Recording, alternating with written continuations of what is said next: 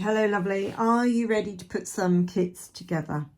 So let me show you what I've got. I bought, and I decided to go for this Humbrol cement glue in the UK, but they call it cement.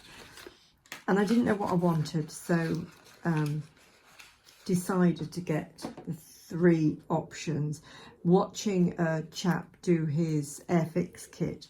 So this one, you take that top off and you screw this on, and in there has a little teeny pointy nozzle for very detailed bit. So that is precision poly cement, and these 3 are all by Humbrol.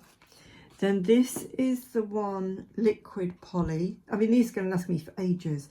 This is the one he was using on his Airfix kit, and he was doing a bit that wasn't going to be seen, and it's really quite watery glue, very runny, and it's a really tough top to open. Child friendly or child unfriendly, you could say. It's also a bit challenging as well, because you've got to press it down and squeeze it all at the same time, and it's very clickety. And then there's this other one which is in a tube, which is a bit thicker poly cement. Now I first did, to get the hang of what I'm supposed to be doing, I did the kettle and the coffee pot. The lid doesn't need gluing on, so I'm not going to glue it on, and the lid on the roasting tin, just to sort of get the hang of what I was doing. And I used the liquid poly for those. And then looking at the instructions for the tables and chairs, it says here, where did I read it? We recommend tube style styrene cement for assembly. So I've done one chair just to see how it goes, so I've used this cement, and it gives it it's a bit more gloopy, and it gives it more drying time while you just get everything positioned. So just to explain a little bit, get all the pieces out first, get clear about what's what and how it's going. I must admit, I'm not terribly good with instructions normally, but I can do flat pack instructions because I'm very visual. So I can look at the pieces and identify the pieces, and you want to make sure the up are up and the down bits are down. And where does it say? Somewhere. So these bits that hold the pieces together are called trees, and the little tiny bits you trim off, which I've trimmed them all off with my blade. They're just tiny little bits, are called flash, excess plastic in their terms. So you break them off very, very carefully. See, there's a little bit there that needs, it doesn't even need trimming, it's going to fall off. But just where things have joined together. What I would say is do a dry fit first. So remove those spare trees. We don't need the trees, we don't need the box. So there's a chair I made earlier. Absolutely delighted with that. It's so fine and delicate looking. And I would say do it on your board, because you want to make sure things are lined up straight. What I realised though is if you get all the dots and notches connected, then it will fit together all right. So there's little tiny indents here, and then say like on the side of the seat there's little tiny bumps. So you're going to get it all connected with the bumps and the dents. But do a dry fit. See, like these two are just, one is longer than the other, so the longer bit's going to go underneath. But you want to make sure you have the bits with the dents where they need to be. It would be very easy to get those the wrong way round, and then the chair wouldn't fit together. Dry fit first and then glue. And what I did with this, because it is quite runny, is I sort of gave it a little squeeze and it starts to, far too much runs out. Then I was using a cocktail stick just to pick up a little bit from the nozzle and drop it into the little dents. And then I say, you could do with probably, oh, we've got a squirrel coming through the garden. You could probably do with about 8 hands to work it all together.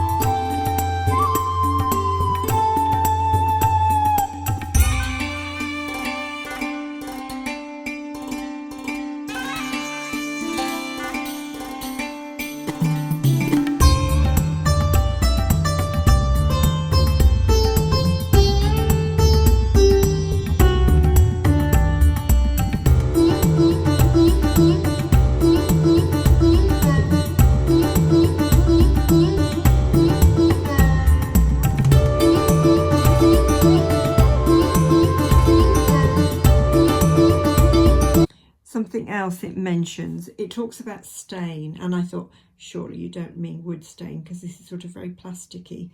No, it doesn't mean wood stain. The wood stain just sort of sits on it like blech. What it means is acrylic paint or enamel paint.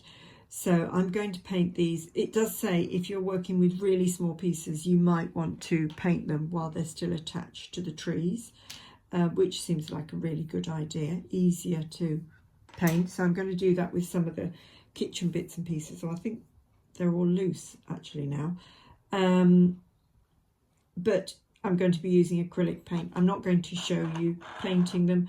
You'll see that when they're all in situ. I'm going to play with different tones of brown woody stuff, and if you look really closely it's sort of got a wood grain effect on it. Don't know how clearly that picks up on the camera. There is a little bit of glue seepage. I can take that off with my blade really easily, and it actually doesn't matter because by the time it's painted it won't notice, and there'll be all sorts of stuff on that table. So I'm absolutely delighted with that. So the next thing is the sewing table.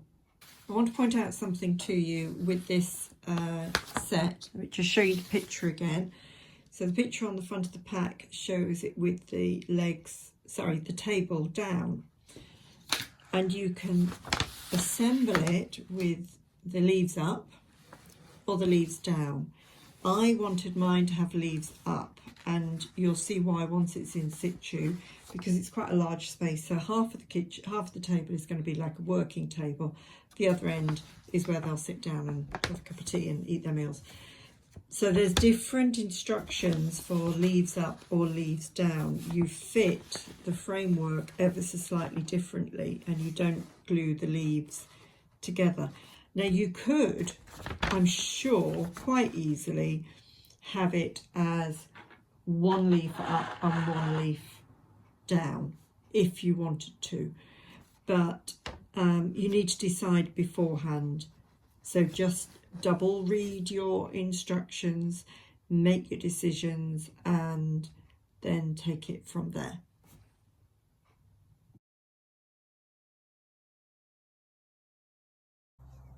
I've lost a knob. It went betwang across my studio, so I've had to find another one from my knob selection and make the hole bigger. Hey ho. Last finishing details now for the sewing machine. I've found a very, very vintage sewing thread from our family stash. Came down from probably Grandma, and I've painted it, gone over it with some black acrylic paint. So that is going to be threaded up to be the belt between the treadle and the machine. And from my white silk stash, I've found a single thread. Ooh, so fine I can't even find it. A single thread has come off a piece of silk to thread up to the machine. The paint I used for this is burnt umber. I didn't want it to be too samey to the other things I've got in the house, so it looks a bit sort of mahogany-esque. This would probably be made in a dark oak or something like that, but I've got quite a lot of other dark oak things in Ashton Place, so I haven't given this any sort of varnish. I may or may not decided yet, but I can always use the neat paint to touch up if I want to.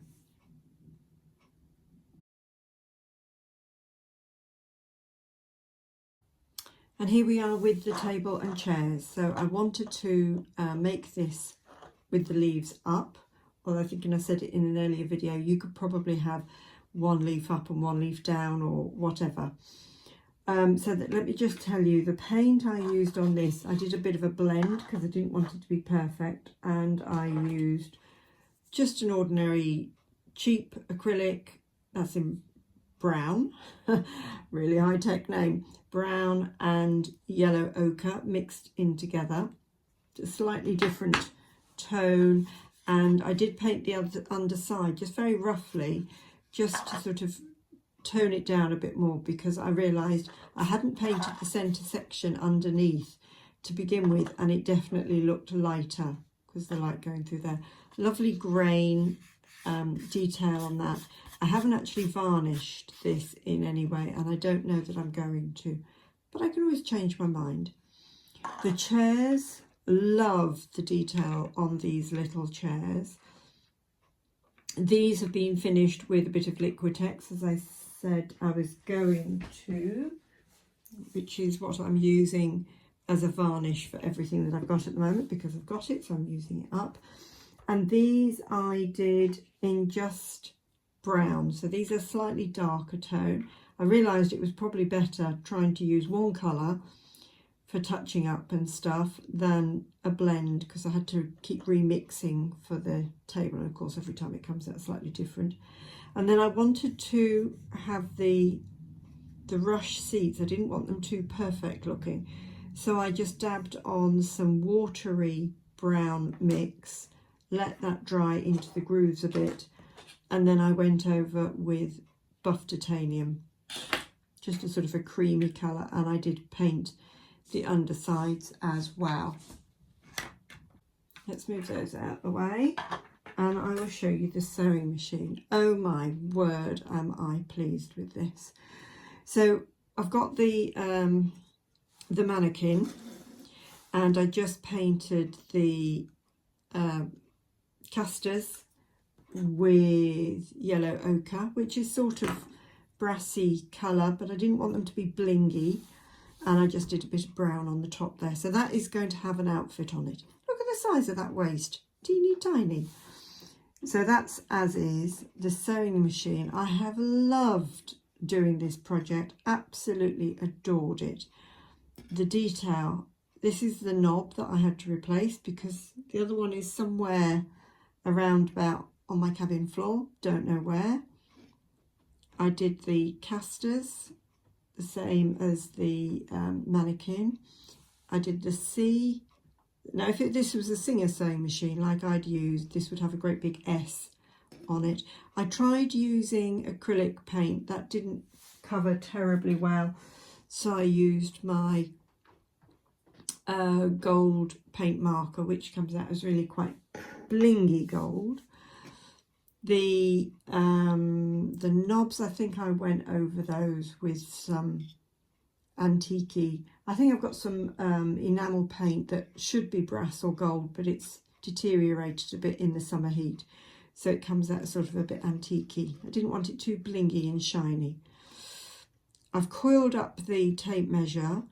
Don't know where I put that in the sewing machine, sewing room, because we weren't metric until relatively recently. I mean, when I was growing up, everything was in feet and inches. So That is the wrong scale for my sewing machine, but anyway, sewing room. We'll hide it away somewhere. Lovely pattern, just cut that out, folded it up. And I've gone over various details with a mixture of white, and I think I've got a pearl white, didn't have any silvery enamel paint, and I've used this single strand of silk to thread up what should be a bobbin, and I've used some really coarse thick linen thread to make the belt. I have loved this. I cannot tell you how much I have loved this.